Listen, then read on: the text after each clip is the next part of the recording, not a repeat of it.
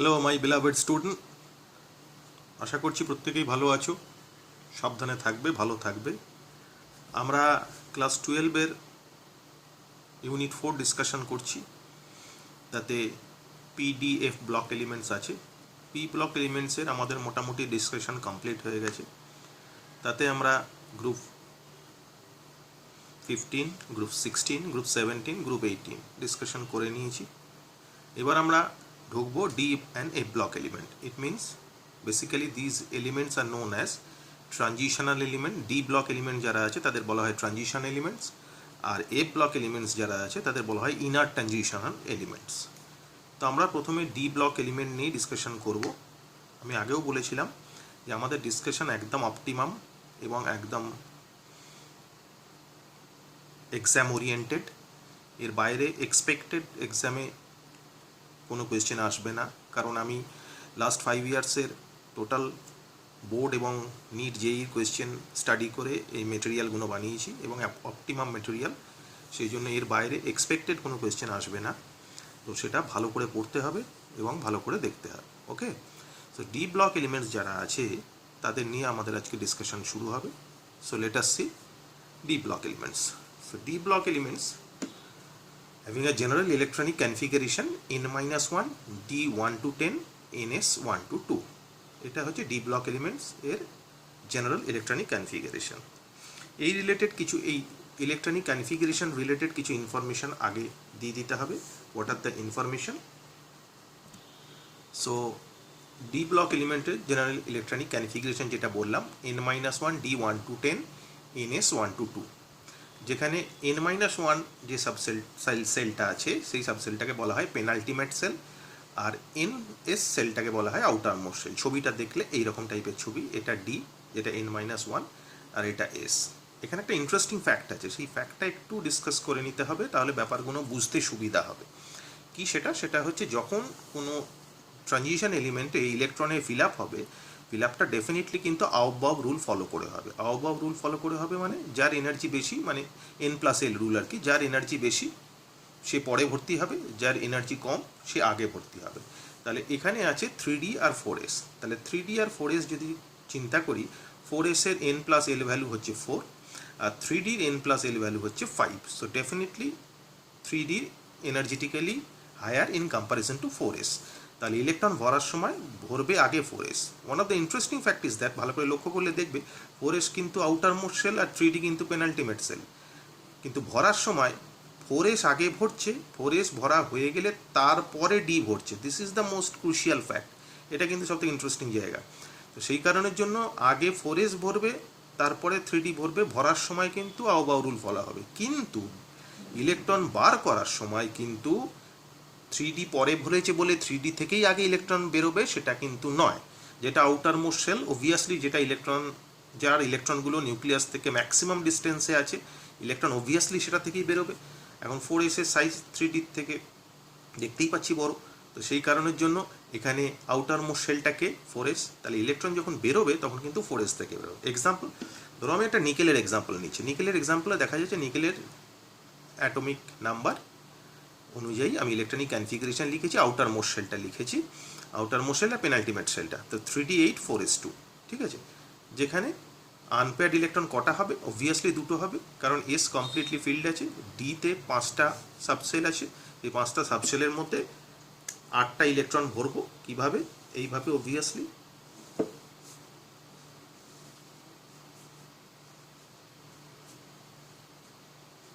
So 1 according to Hans rule, 2 3 4 5 6 7 8, তার মানে 8টা electron এখানে আছে। তার মানে আনপেয়ার্ড ইলেকট্রন কটা আছে? দুটো। ঠিক আছে, এবার যদি নিকেল 2+ বার করতে চাই তাহলে আমার ইলেকট্রন কোথা থেকে বেরোবে? অবভিয়াসলি এস থেকে বেরোবে, আউটার মোস্ট সেল থেকে। যদিও এটা ফিল আপটা অন্যরকমভাবে আউটবাউ রুল ফলো করে হয়েছে, যে আগে 4s ভরেছে তারপর 3D ভরেছে, কিন্তু বেরোবার সময় কিন্তু আগে 4s থেকেই বেরোবে। 3D পরে ভরেছে বলে 3D থেকে বেরোবে সেটা কিন্তু নয়, যেহেতু 4s আউটার মোস্ট সেল। তাহলে নিকেল 2+ এর ইলেকট্রনিক কনফিগারেশন দাঁড়াবে 3D8 4s0। অবভিয়াসলি পরিষ্কার।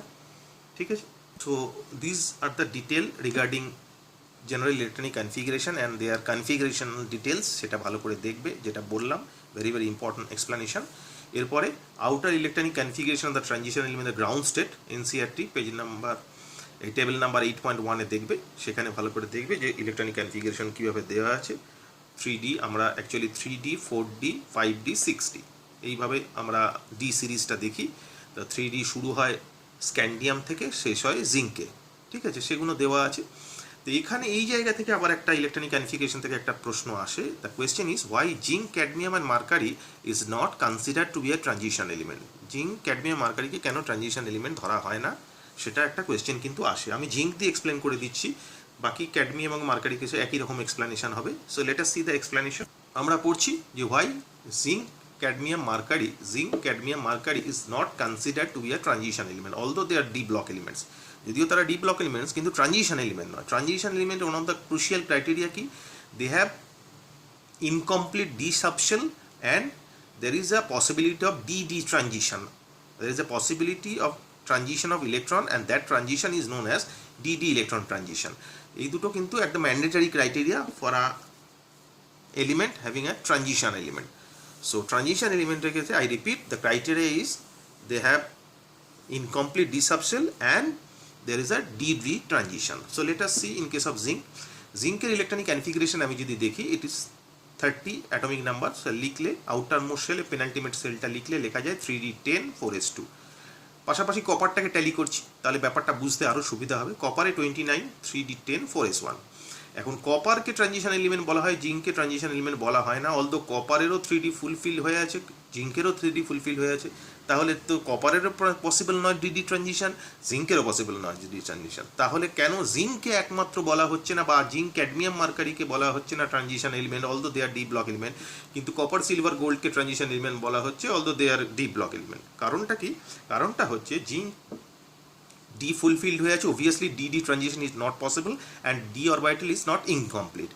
এবার জিঙ্ক, যখন জিঙ্ক 2+ যাচ্ছে, সেখানে আউটার মোস্ট শেল যেটা 4s2, সেটা থেকে দুটো ইলেকট্রন বেরিয়ে গেলেও কিন্তু জিঙ্কের ইলেকট্রনিক কনফিগারেশন 3d10, মানে d অরবিটালটা ফুলফিলড হয়ে আছে, তার মানে d অরবিটাল ইনকমপ্লিট নয়।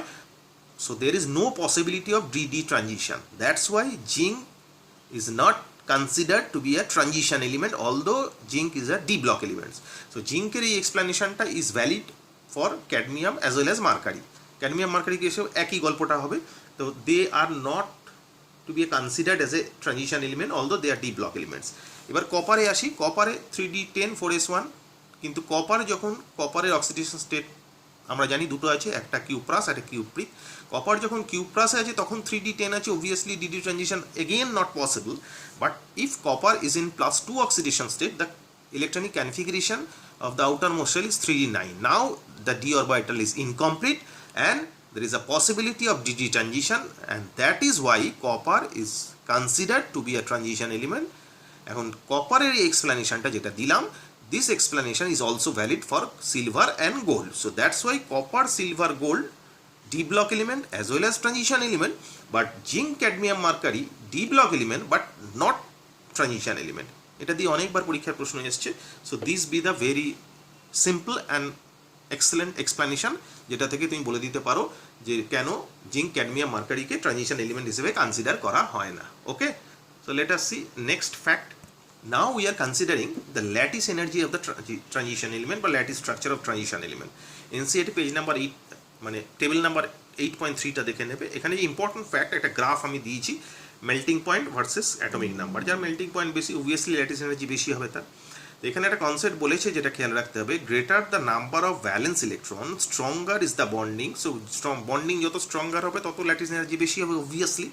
তো এখানে কিছু আনইউজুয়াল এক্সেপশন আছে, যেগুলো একটু দেখে নিতে হবে, যেটা দেখে নিলে ব্যাপারটা বুঝতে সুবিধা হবে। অনেক সময় এটা থেকে প্রশ্ন এসেছে অনেকবার। কি বলেছে, high melting point of this metal attributed to the involvement of greater number of electrons in n-1d in addition to the ns electron in the interatomic metallic bonding. তার মানে কি বলছে, মেল্টিং পয়েন্টটা বেশি কেন এই মেটালগুলোর ক্ষেত্রে, because of the involvement of the greater number of n-1d electrons in addition to ns electrons। ঠিক আছে, সেই কারণে যে মেটালিক বন্ডিংয়ে পার্টিসিপেট করে, যার জন্য ল্যাটিস এনার্জি বেশি হয়, সেই জন্য এরকম হয়। কিন্তু গ্রাফটা একটু আনইউজুয়াল দেখতে পাচ্ছ, কেন এরকম? Normally the melting point of these metals rise to a maxima, normally melting point একটা ম্যাক্সিমা পর্যন্ত রাইজ করে তারপর ডিক্রিজ করতে শুরু করে। Normally the melting point of these metals rise to a maxima at D5 ম্যাক্সিমাতে রাইজ করে, তারপর কমতে শুরু করে at D5 except manganese and technetium. Manganese আর টেকনিশিয়ামে কিন্তু এক্সেপশন আছে, although they have D5 configuration, কিন্তু তাদের ক্ষেত্রে ম্যাক্সিমাতে যায়নি।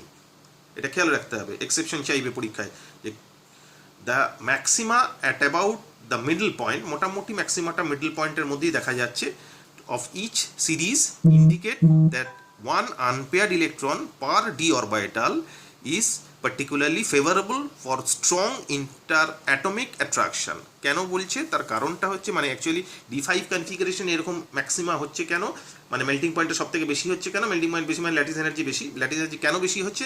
তার কারণ ডি অরবাইটালে যে ইলেকট্রনগুলো আছে ওখানে D5 কনফিগারেশনে পুরো অরবাইটালটা হাফ ফিল্ড হয়ে যাচ্ছে এবং there is a maximum possibility of strong interatomic interaction.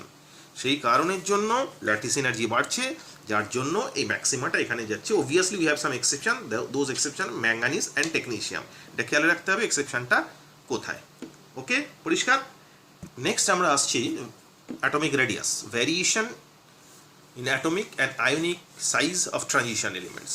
So একটা গ্রাফ টেনেছি radius versus atomic number. Normally গ্রাফটা কীরকম দেখা যাচ্ছে? আমরা যেটা জানি সেটা হচ্ছে কোনো একটা পিরিয়ডিক টেবিলের লেফট সাইড থেকে রাইট সাইডে গেলে সাইজ ডিক্রিজ করে বিকজ অ্যাটমিক নাম্বার ইনক্রিজ করছে, এটা আমরা জানি। ঠিক আছে, তো এক্ষেত্রে গ্রাফটা একটু আনইউজুয়াল। কীরকম? ভালো করে লক্ষ্য করলে যেটা দেখা যায়, এটা 3D সিরিজ, এটা 4D সিরিজ, এটা 5D সিরিজ। তো 3D সিরিজে দেখা যাচ্ছে যে গ্রাফটার যে ডিক্রিজটা হচ্ছে সেটা কিন্তু একদম র্যাপিড ডিক্রিজ হচ্ছে না, স্লোলি ডিক্রিজ করছে।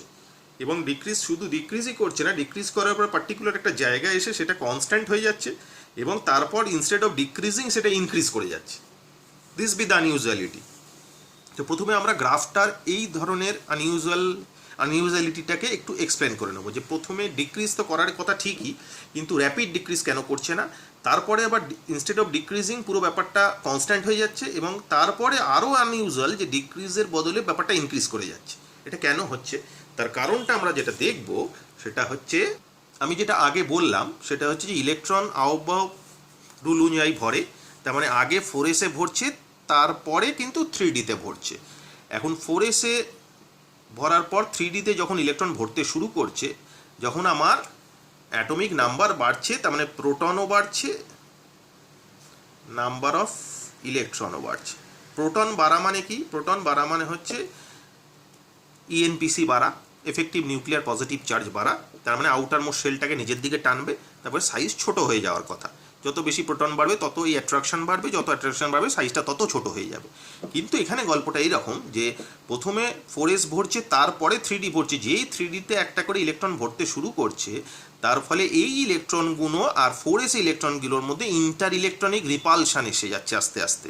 তার ফলে এই নিউক্লিয়াস প্রোটন বাড়ার সাথে সাথে যতটা টানছে, এখানে আবার 3D-তে যে ইলেকট্রনগুলো আছে সেই ইলেকট্রনগুলো ইন্টার ইলেকট্রনিক রিপালশনের জন্য 4s-কে আবার বাইরের দিকে ঠেলছে। তার ফলে নর্মালি ENPC বেশি হওয়ার জন্য সাইজটা যতটা র্যাপিড ডিক্রিজ হওয়ার কথা, সেই জিনিসটাকে কমিয়ে দিচ্ছে the electron present in 3D subshell.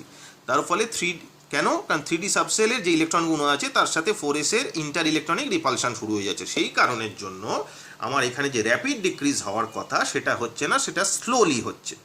পরিষ্কার? এবার যেটা গল্প, যে আমরা স্ক্যান্ডিয়াম থেকে যখন জিঙ্ক 3D সিরিজে যাব, তাহলে স্ক্যান্ডিয়াম থেকে ম্যাঙ্গানিজ পর্যন্ত অ্যাটমিক রেডিয়াস ডিক্রিজ করার কথা র্যাপিডলি, কিন্তু র্যাপিডলি করছে না, স্লোলি করছে। কেন সেটা এক্সপ্লেন করলাম। তো যাই হোক, তা আমার স্ক্যান্ডিয়াম থেকে ম্যাঙ্গানিজ পর্যন্ত ডিক্রিজ করছে, কিন্তু তারপরে আয়রন কোবাল্ট নিকেলের কেসে ব্যাপারটা পুরো কনস্ট্যান্ট হয়ে যাচ্ছে। কেন এরকম হচ্ছে? তার কারণটা হচ্ছে আয়রন কোবাল্ট নিকেলের কেসে এমন একটা সিচুয়েশান এসে গেছে, তাতে ENPC এবং ইন্টার ইলেকট্রনিক রিপালশন দুটো প্যারালালি ইকুয়াল হয়ে গেছে। মানে ENPC বা নিউক্লিয়াস যতটা টানছে ভেতর দিকে, ইন্টার ইলেকট্রনিক রিপালশন ততটাই ঠেলছে বাইরের দিকে।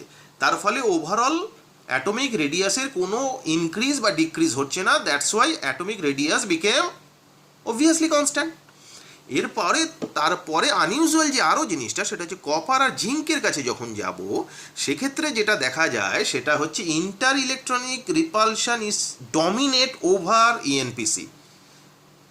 আবার বলছি, inter electronic repulsion dominate over ENPC, effective nuclear positive charge. যার ফলে যেহেতু ইন্টার ইলেকট্রনিক রিপালশনটা ডমিনেট করে যাচ্ছে ন্যাচারালি, তার মানে সাইজটা যেখানে প্রথমে কম ছিল তারপর কনস্ট্যান্ট ছিল, এখন ইন্টার ইলেকট্রনিক রিপালশন ডমিনেট করে গেছে মানে রিপালশন বেশি হচ্ছে, তার মানে 3D ইলেকট্রনগুলো 4s ইলেকট্রনগুলোকে বাইরের দিকে ঠেলছে, যার ফলে ইনস্টেড অফ ডিক্রিজিং সাইজ, ভালো করে লক্ষ্য করলে দেখবে ইনস্টেড অফ ডিক্রিজিং সাইজটা কমার বদলে বেড়ে যাচ্ছে।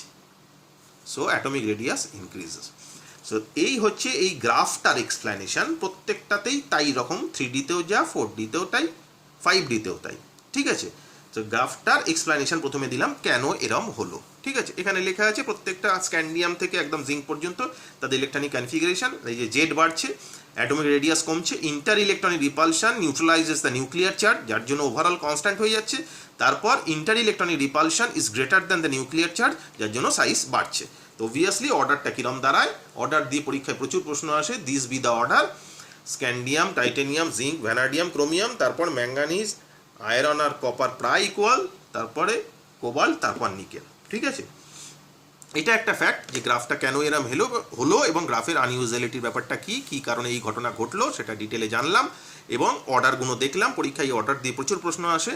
সো আই থিঙ্ক এবার তোমরা প্রত্যেকেই আনসার করতে পারবে যে কেন এরকম। এবার সেকেন্ড ফ্যাক্টে আসি, এই গ্রাফের দুটো এক্সপ্লেনেশন আছে। ফার্স্ট এক্সপ্লেনেশনটা গ্রাফটা এরকম কেন হলো, এবার সেকেন্ড যে এক্সপ্লেনেশনটা আরও ক্রুশিয়াল, যেটা হচ্ছে ভালো করে লক্ষ্য করলে দেখবে যে 3D আর 4Dর মাঝখানে গ্যাপটা অনেকটা বেশি, ওয়ারাস 4Dর সাথে 5D গ্যাপ কিন্তু অনেক কম। এটা কেন হলো? ঠিক আছে, কি বলেছে, radius of 4D series is similar to the radius of 5D series. কেন এরকম হলো? তার কারণটা হচ্ছে যে আমার যখন 4D থেকে 5Dতে যাব, যে কোনো একটা এক্সাম্পল নিয়ে ব্যাপারটা বোঝাই তাহলে বুঝতে সুবিধা হবে। যে ধরো টাইটানিয়াম, জার্কোনিয়াম আর হফনিয়াম, এখন এই প্রথমে এটা 3D সিরিজ, তারপরে 4D সিরিজ, তারপর 5D সিরিজ। এখন 3D থেকে 4Dতে যখন যাব আমার কোনো রকম কোনো চেঞ্জেস নেই, 4s2 3D, 5s2 3D, এটা একই আছে। কিন্তু এবার 4D থেকে যখন 5Dতে যাব, there is a involvement of 4f orbital. এই 4f অরবিটালটা যখন ঢুকলো, 4f অরবিটালে কি হয়, f অরবিটালের সাইজ সব থেকে বড়, তার ফলে তার মধ্যে যে ইলেকট্রনগুলো থাকে সেগুলো আরও ছড়িয়ে ছিটিয়ে থাকার ফলে তারা নিউক্লিয়ার চার্জকে শিল্ড করতে পারে না। নিউক্লিয়ার চার্জকে যেহেতু শিল্ড করতে পারে না, তার ফলে 4f অরবিটালের শিল্ডিং এফেক্ট পুয়ার বলে নিউক্লিয়াস ইলেকট্রনগুলোকে নিজের দিকে বেশি টেনে ফেলে, যার ফলে যতটা সাইজ বাড়ার কথা ছিল 4D থেকে 5Dতে তার থেকে অনেক কম সাইজ বাড়ে, অতটা বাড়ে না। আর this is the fact which is basically known as lanthanide contraction.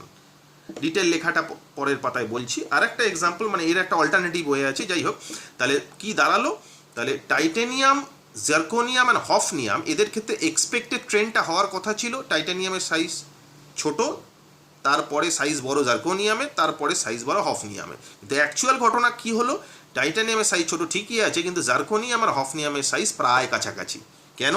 Obviously the culprit is 4f orbital, shielding effect poor because of the high size of 4f orbital. So shielding effect poor হলে ENPC বেড়ে যাবে, ENPC বেড়ে গেলেই size decrease করে যাবে। সেই কারণে হফনিয়ামের size জার্কোনিয়ামের থেকে বড় হওয়ার কথা ছিল, কিন্তু 4f অরবিটালে পোর শিল্ডিং এফেক্টের জন্য জার্কোনিয়াম আর হফনিয়ামের সাইজ প্রায় এক হয়ে গেল। এটা একটা ফ্যাক্ট হুইচ ইজ বেসিক্যালি খুব ইম্পর্টেন্ট এরিয়া, যেটার নাম হচ্ছে ল্যান্থানাইট কন্ট্রাকশন। বহুবার পরীক্ষার প্রশ্ন এসছে, আমি ক্লাস 11-এর পিরিয়ডিক টেবিলেও ব্যাপারটা বুঝিয়েছিলাম। এটা একটা ফ্যাক্ট বলতে পারো। আর একটা ফ্যাক্ট যেটা বলতে পারো সেটা হচ্ছে যে টাইটেনিয়াম থেকে যখন এর ছবিটা এখানে দেওয়া আছে, এই 4f, তারপর 5D, তারপর 6s, এটা বেশি বড়, যার ফলে পোর শিল্ডিং এফেক্ট, যার ফলে নিউক্লিয়াসটা বেশি টেনে ফেলছে, সাইজটা ছোট হয়ে যাচ্ছে। এটা একটা। আর একটা ফ্যাক্ট যেটা এক্সপ্লেন করতে পারো যে টাইটেনিয়াম, জিরকোনিয়াম আর হফনিয়ামের, টাইটেনিয়াম থেকে যখন জিরকোনিয়ামে যাচ্ছি নাম্বার অফ প্রোটন বাড়ছে 18টা, কিন্তু জিরকোনিয়াম থেকে যখন হফনিয়ামে যাচ্ছি নাম্বার অফ প্রোটন বাড়ছে কটা, 32টা। তার মানে পজিটিভ চার্জ কত ইনক্রিজ করছে, প্রথমটা 18, পরেরটা 32, তার মানে 18 থেকে 32 অনেক বড়, তার ফলে নিউক্লিয়ার চার্জটা অনেক বেশি, তার মানে নিউক্লিয়ার চার্জ যেহেতু বেশি, তার মানে ডেফিনেটলি আউটার মোস্ট শেল ইলেকট্রনকে বেশি অ্যাট্রাকশন করবে, তার মানে সাইজটা ছোট হয়ে যাবে। তার মানে জার্কোনিয়াম আর হফনিয়ামের মধ্যে সাইজে যতটা ডিফারেন্স হওয়ার কথা ছিল, due to the higher positive charge of the nucleus, সাইজটা ছোট হয়ে যাবে। পরিষ্কার? এবার এটা কিভাবে বলবো, এক্সপ্লেনেশনটা এরকম যে size of the orbital, normally আমরা জানি এস অরবিটালের সাইজ পি এর থেকে ছোট, পি এর ডি এর থেকে ছোট, ডি এর এফ এর থেকে ছোট। তাহলে আমরা লিখতে পারি কি, বলতে পারি কি, এতক্ষণ যা বললাম সেগুলোই এখানে স্টেটমেন্ট দেওয়া আছে। Since the size of the F orbital is maximum, so it has poor shielding.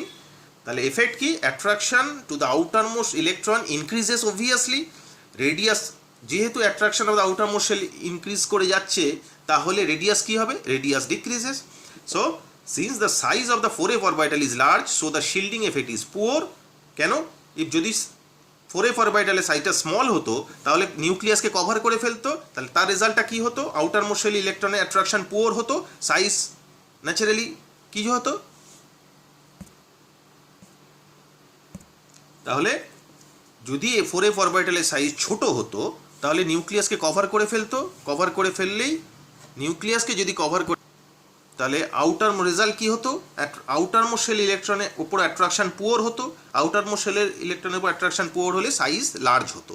কিন্তু 4f অরবিটালের অবভিয়াসলি সাইজ বড়, তার মানে কভার করতে পারছে না, অ্যাট্রাকশন আউটার মোস্ট শেলের ওপর বাড়ছে, সাইজ অবভিয়াসলি কমবে। আর সেকেন্ড ফ্যাক্ট যেটা বললাম, আর একটা পয়েন্ট, যে again from 4d to 5d nuclear charge increases by 32 units plus 32 units which is greater than 3d to 4d, যেটা 4 plus 18 units plus 18 units. So রেডিয়াসটা অবভিয়াসলি 3d থেকে 4d তে গেলে যতটা বাড়ে, 4d থেকে 5d গেলে ততটা তো বাড়বেই না, তার বদলে রেডিয়াস ডিক্রিজেস। ওকে, ইয়েতে এনসিআরটিতে টেবিল নাম্বার 8.2টা ভালো করে দেখবে। এখানে বলেছে যে why transition element exhibiting high enthalpy of atomisation, এটা একটু দেখবে, আর উইথ ইনটেক্সট কোয়েশ্চেন। ওকে, এরপর আমরা যে পয়েন্টে যাব সেটা হচ্ছে আয়োনাইজেশন এনথ্যালপিস।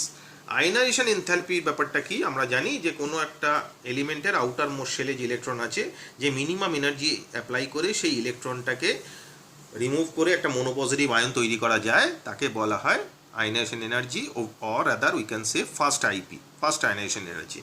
এখন এখানে আয়নাইজেশন এনার্জিকে আমরা জানি যেটা, যে ionisation energy is inversely proportional to size. Size যত বাড়বে আয়নাইজেশন এনার্জি তত কমবে, বা সাইজ যত কমবে আয়নাইজেশন এনার্জি তত বাড়বে। So expected order is 3d